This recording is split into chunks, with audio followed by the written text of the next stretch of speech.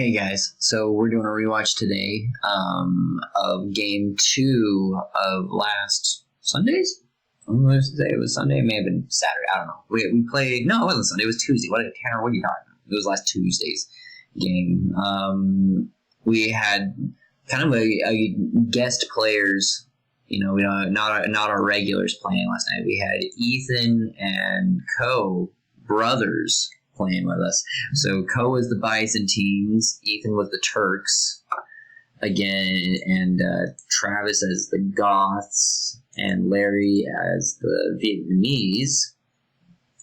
Verse, we've got, let's see here, we've got Jake as the Teutons, Rootin' Teutons, Austin as the Spanish, Alex as, you guessed it, the Goths, and I'm as the Ethiopians. We have 3 minutes left in treaty.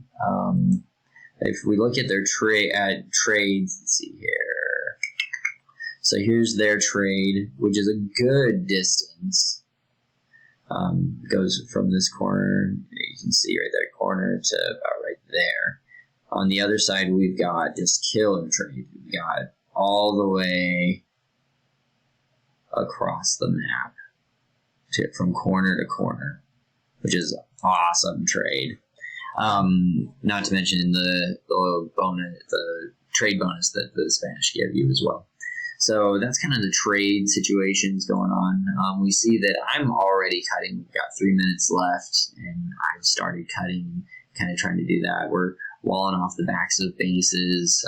There's a defensive lake. Looks to be kind of a bloodbath situation. We'll see what happens. I'm walling off the front. I don't know why I was walling off. Actually, I think it was because we realized that there was 3 minutes left, and we were like, "Oh, you gotta wall quick!" So that was happening there. Yeah, let's see what happens. Let's get this going. So, yeah, just cutting and moving in. We see that Ethan's going all in on the stables. Lots of stables. Which is good because those are anti-siege. So it's a good move on his part. We see that Co as well. Well, Co's doing barracks and castles. But they've got a lot of military. And we've just got Alex going military. And Alex and Jake are going military. 12 seconds left. I'm still cutting. And treaty's up. So let's see what happens here. You can see that Larry's got his battle elephants going. So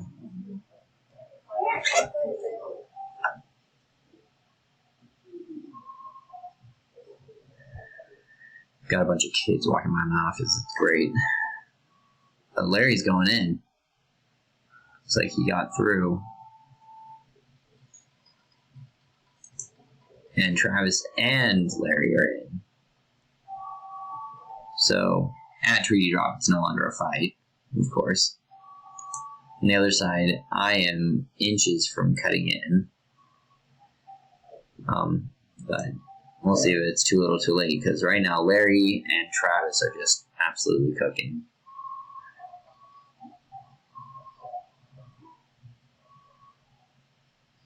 Austin's trying to hold, and we've gone in on the side over here.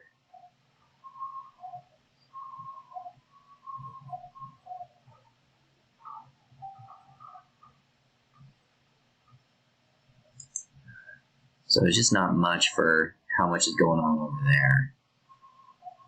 Because we see that Travis and them have completely wiped out this front. Meanwhile, Alex is trying to rebuild more. Does he have a village? He doesn't have a villager up here. Oh, he does. It's right here. But Larry's doing his thing. We got Travis trying to... Alright, I think that Jake is just trying to do a plunge.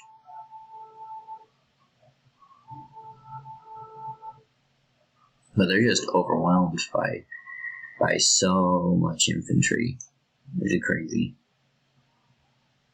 Larry's turned over here.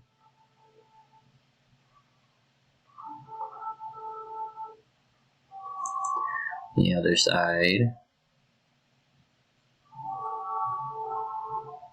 tons of troops. Jake loves his skirmishers. Austin's throwing in some siege. Probably a good idea. Gotta throw the spears, quick!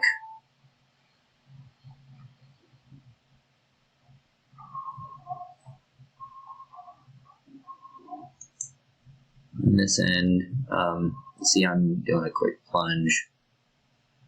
I had taken out their trade at one point, but I don't think that this one's gonna last. Let's look over here.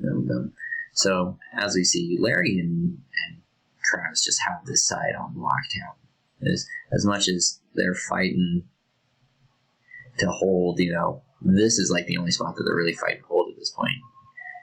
Larry's slowly taking out all of this front right here, which is going to be a kill shot. Because once this is gone, then they started getting into our hearts. No, wait. Maybe Alex is going to be able to goth. Nope.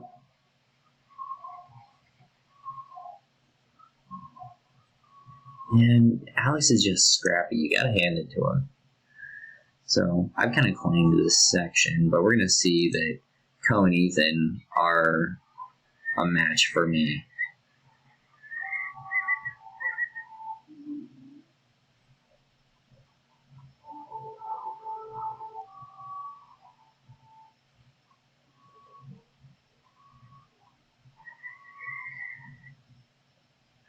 I often wonder if not often, but I did wonder, I don't get this castle up, but I almost do.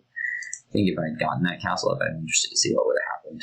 But you see that Co and Ethan have full-on turned to come over here while I'm trying to just get this forward base going.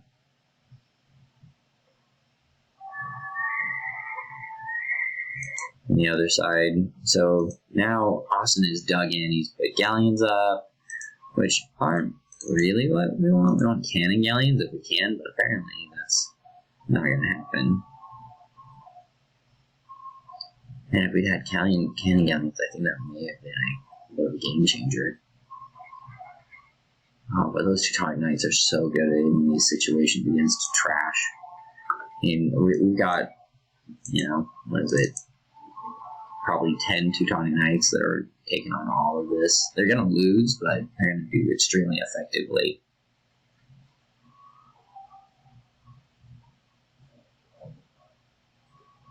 Oh, Larry's just a monster. And if we had bombard cannon, see, like the cannon galleons, yeah, see, so Ethan and Co take out my front, as they should. Good for them. So we've got 3 guys pushing over here while Larry's pretty much claimed this. He's so stupid good. It's obnoxious.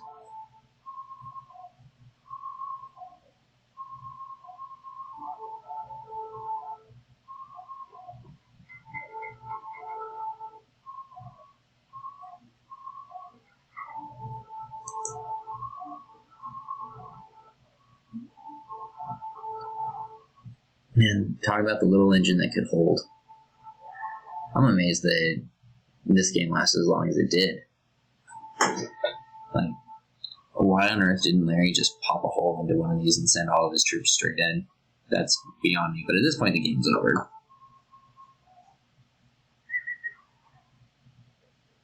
Which is what Larry kept saying, or not Larry, Austin kept saying, well, this game's over. And it was. Now they're sick and tired of these ships. Took out the ships. Which is kind of the lifeblood. Man, if those had been bombard cannons, I think that this game may have been a little different. Just little things. It's like over here on this side. If I'd gotten that castle up right there, I think that would have been enough to kind of hold the side a little bit more. But, you do what you do. This is Co and Ethan just sending up a whole horde. Good for them. And, you know, I was glad to see those guys doing well. Because it's been a while since we played, and I really enjoyed playing with those guys. Wish we got them more. Meanwhile, on this side, man, this is one of those situations where you want the Koreans. Oh wow, we're finally getting those trebs down. That's gonna be too little, too late. We should have played a third game. I was just so grouchy at Travis after game 1, I didn't want to even think about it.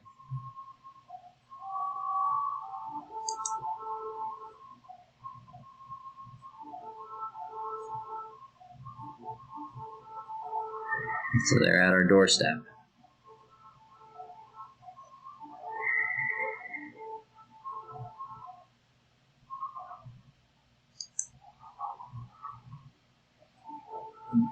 Larry and Travis, man. You know, talk about Alex, though. Alex really gothed very well this game. They're just keeping troops up in the front. He did a great... He should be commended and get a shout-out for that, because kid played good. I don't want to sound like... I don't think that Alex played good, because I think Alex played great in that game. I don't know, why is my computer getting a little weird? I don't know.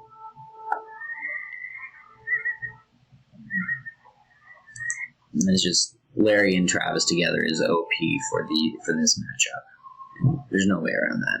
That's just what it is.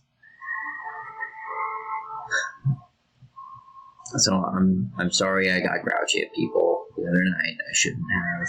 It's fine, Travis. You're a good guy. I just get frustrated sometimes, and I shouldn't have. Whoa.